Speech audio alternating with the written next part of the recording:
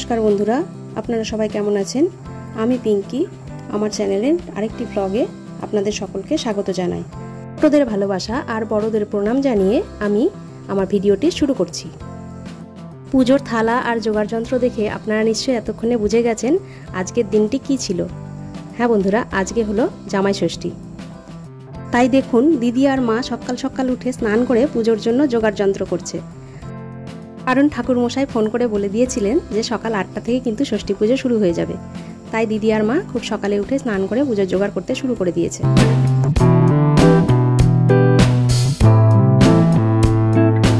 আর এদিকে আমি ওদের পুজোর জোগাড় করার আগেই সকাল সকাল উঠে সমস্ত ঘরগুলো ঝাড় দিয়ে তারপর উনুনটা মুছে আমিও স্নান করতে চলে গেলাম।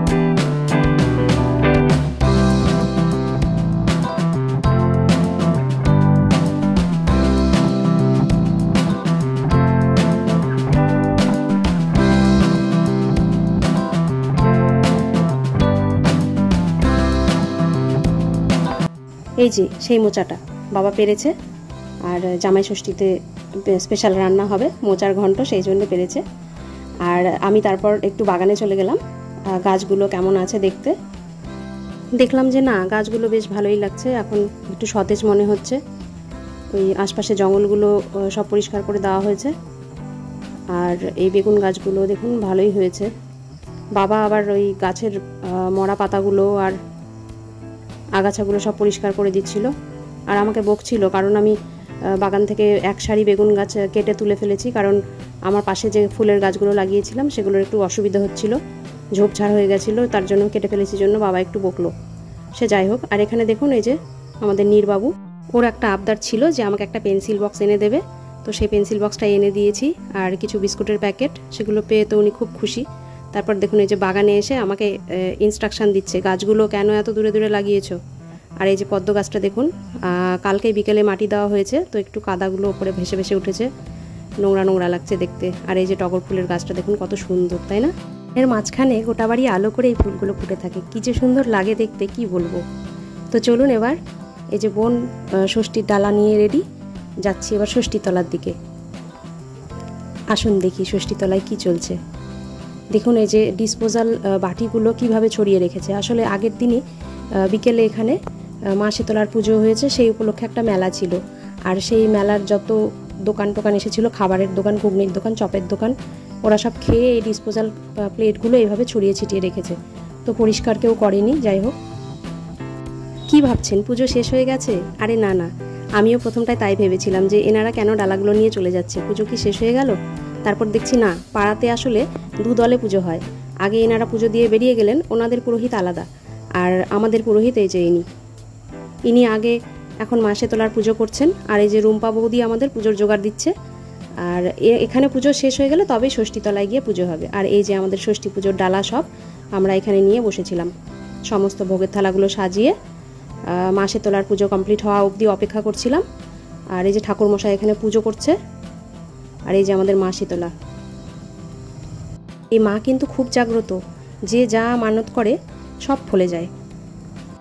আর এই যে দেখছেন এই গাছটা, এটাই হচ্ছে আমাদের পুরনো ষষ্ঠীতলা। এখানেই কিন্তু অনেক দিন আগে থেকে পুজো হতো। আর এই যে পেছনের পাড়াটা দেখছেন, এখানে একটা অঙ্গনবাড়ি সেন্টার আছে। আর এই যে ভোলে বাবা। আর এই যে গাছটা দেখছেন, এই অশ্বত্থ গাছটা, এখন এখানে আমরা পুজো করি। গাছটা কত সুন্দর দেখুন, আমার বাবা লাগিয়েছিল এই গাছটা বহু বছর আগে। আর এখন দেখুন কত মোটা হয়ে গেছে। আর মা, পাড়ার বৌদিরা আর কাকিমারা সবাই মিলে পুজোর জোগাড় করছিল। এই যে গুপলুটাকে দেখছেন, ও আবার সম্পর্কে আমার নাতি হয়। আর এই যে মোবাইল হাতে, এ আমার নাতনি। কি হাসি পাচ্ছে তো শুনে, যে বিয়ে না হতে কি করে দিদিমা হয়ে গেলাম। আচ্ছা, সে কথা না হয় পরে হবে। এই যে দেখুন ঠাকুরমশাইয়ের আরতিও শেষের দিকে প্রায়, মানে পুজো প্রায় কমপ্লিট। এবার উনি যাবেন ষষ্ঠীতলায়। তো চলুন এবার ষষ্ঠীতলায় গিয়ে বসা যাক।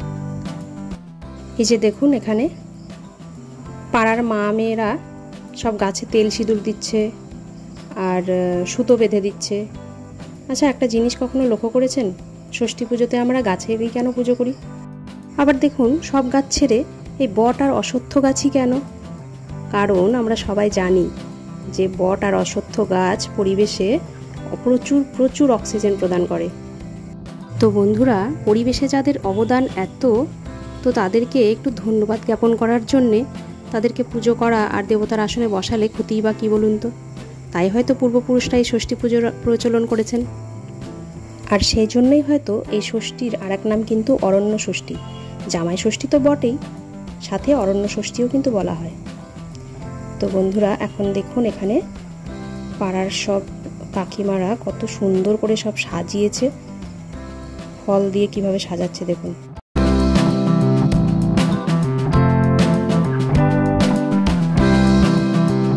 পুজোর জোগাড়ের দিকে চলছে। আর এই যে দেখুন আমাদের ঠাকুরমশাই মাসে তলার পুজো শেষ করে ষষ্ঠী তলায় এসে হাজির হয়েছেন। এবার উনি এখানে বসে মা ষষ্ঠীর পুজো করবেন।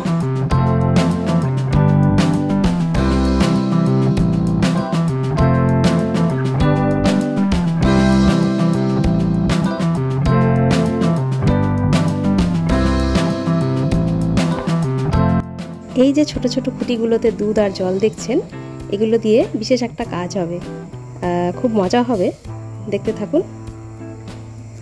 আর এই যে নীরবাবু এখানে কলে হাত মুখ ধুচ্ছে, খেয়েছে, কিছু একটা খেয়েছে হয়তো। এই যে দেখুন হাত মুখ ধোয়া হয়ে গেল, প্যান্টে হাতও মোছা হয়ে গেল। আর এই যে এনাকে দেখুন, এটা আমার একটা ভাইয়ের ছেলে, যাই হোক আমাকে ওর পছন্দ হয়নি তাই মুখটা ঘুরিয়ে নিল।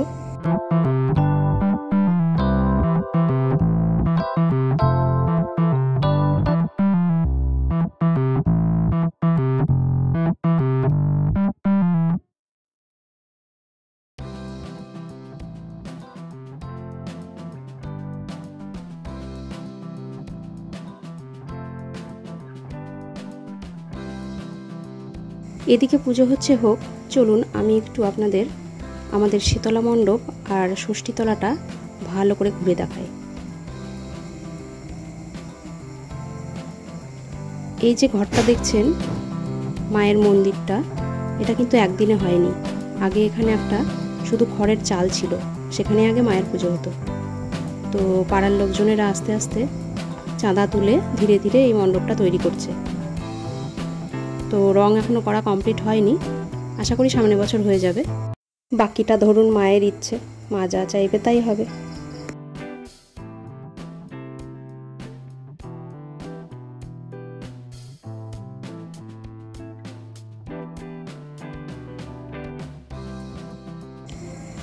এই যে রাস্তাটা দেখছেন, এটা কিন্তু সোজা আপনার গঙ্গারামপুর কালীতলায় গিয়ে উঠেছে।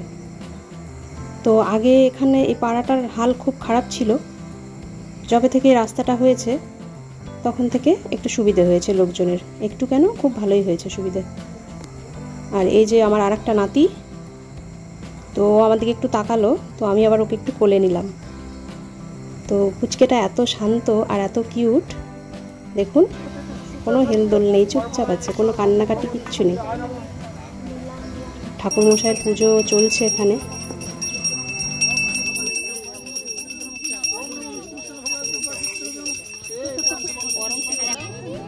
দেখুন কি সুন্দর তীর ধনুক আর পাখা বানিয়েছে, কি সুন্দর লাগছে দেখতে।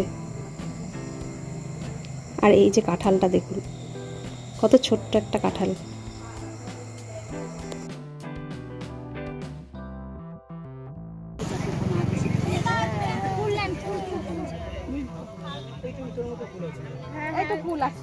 রোহিত মশাইয়ের পুজো প্রায় শেষের দিকে, এখন মেয়ে বউরা দেখুন হাতে হাতে ফুল নিয়ে মা ষষ্ঠীর পাঁচালি শুনবে। চুরি করে খেত আর সমস্ত দোষ চাপিয়ে দিত বাড়ির পোশাক কালো বিড়ালের উপর। বিড়ালটা ছিল। এই মা ষষ্ঠীর পাঁচালি শুনতে শুনতে জানেন আমার ছোটবেলার কথা খুব মনে পড়ছিল। আগে যখন ছোট ছিলাম, তো করদহ থেকে এখানে আসতাম, গ্রামে আসতাম ষষ্ঠীর দিন, আর ঠাম্মার সঙ্গে এসে আমরা এই ষষ্ঠীতলায় ষষ্ঠী পুজো করতাম। তো ঠাম্মাকে খুব মিস করছি আজকে। এই যে দেখুন এখানে ঠাকুরমশাই আরতি করছেন, আর কাকিমা আর বৌদিরা এখানে মা ষষ্ঠীকে আম দুধ দিচ্ছে। আর জানেন তো এই আমগুলো আগে সবাই গাছে দিয়ে দিত, আর আমরা পাড়ার ছোট ছোট ছেলেমেয়েরা ভিড় করে থাকতাম যে কে কখন হাতাহাতি করে আমগুলো কুড়োবো। তো ছোটোবেলাটা আজকে আমি ভীষণ মিস করছি। এই যে আমার মা, রুম্পা বৌদি, এদিকে রিঙ্কি, সবাই গাছে আম দুধ দিচ্ছে।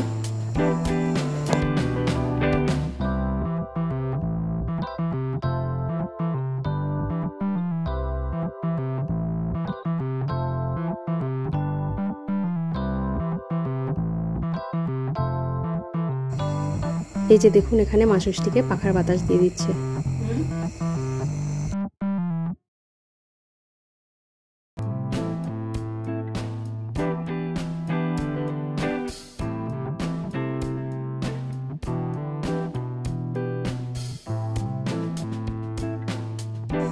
কি সুন্দর ঠান্ডা হাওয়া দিচ্ছে দেখুন, গাছের পাতাগুলো নড়ছে।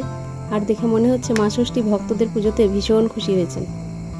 আর এই যে ক্যালকেলি বৌদি সবাইকে পাখার বাতাস দিয়ে দিচ্ছে। এই বৌদির নাম ক্যালকেলি হয়েছিল এই কারণে যে ও সবার সাথে খুব কলকল করে কথা বলতো, তো ঠাম্মা সেই থেকে ওকে ক্যালকেলি বলে ডাকতো। তো পুজো প্রায় শেষের দিকে, তো এখন পুজোর যে মূল আকর্ষণ, চলুন সেটা দেখি।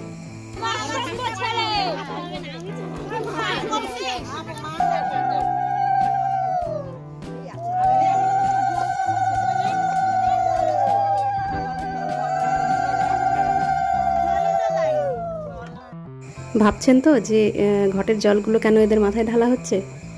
তো এরা হচ্ছে নতুন করে ষষ্ঠী পুজোর উপোস আজকে থেকে শুরু করছে। তো এখন থেকে ওরা প্রতি বছর ষষ্ঠী পুজোর দিন উপোস থাকবে। আসলে মা ষষ্ঠীর উপোস একমাত্র সন্তানের মঙ্গল কামনায় মায়েরা বিশেষভাবে করে থাকে। তো নতুন যারা মা হয়েছে তারা যখন ষষ্ঠী পুজোর উপোস শুরু করবে, তাদের প্রথমে এইভাবে করে আগে পুজো করা হয়, তারপর থেকে তারা করতে পারে। তো পাড়ার বড় মা কাকিমা যারা আছে তারা ওদেরকে এইভাবে প্রথম ষষ্ঠীর উপোসটা ধরায়।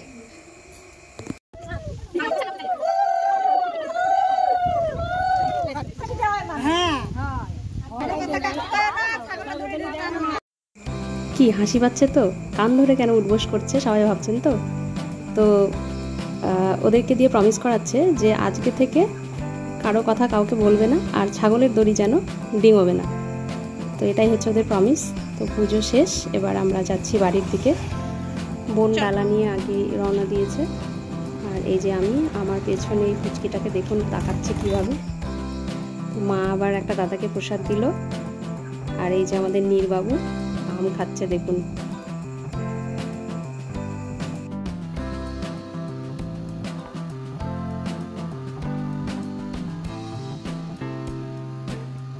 তো এসে গেছি এখন বাড়িতে।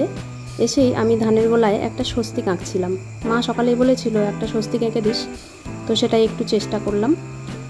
দেখে বলুন কেমন হয়েছে, আর স্বস্তিকটা ঠিকঠাক হলো কিনা একটু কমেন্ট করে জানাবেন, ঠিক আছে? স্বস্তিক আঁকা শেষ করেই খেতে বসে গেলাম।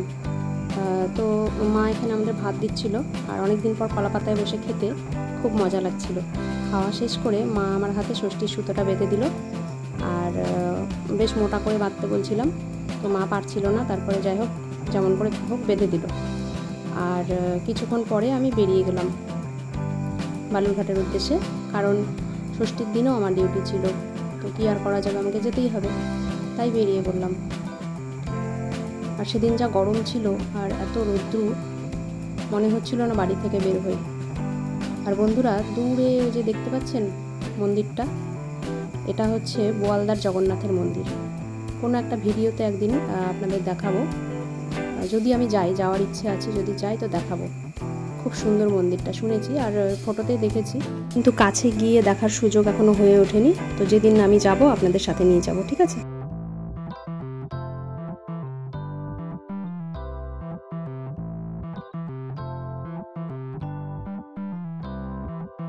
তো বন্ধুরা, আমি প্রায় বালুরঘাটের কাছাকাছি এসে গেছি। ওই যে দূরে রেল স্টেশন দেখতে পাচ্ছেন। তো বন্ধুরা, আমাদের গ্রামের ষষ্ঠী পুজো কীভাবে করি আমরা, আর জামাই ছাড়া জামাই ষষ্ঠী, মানে থাম্বনেলে আমি যেটা লিখেছিলাম জামাই ছাড়া জামাই ষষ্ঠী কেমন লাগলো, সেটা কিন্তু কমেন্টে অবশ্যই লিখে জানাবেন। তো বন্ধুরা, ভিডিওটি ভালো লাগলে একটা লাইক করে দেবেন, আর সাবস্ক্রাইব করে পাশে থাকবেন, আর খুব হাসি খুশি থাকবেন। দেখা হচ্ছে পরের একটি ব্লগে। অপেক্ষায় থাকবো, ততক্ষণের জন্যে টাটা। আজ তবে চলি।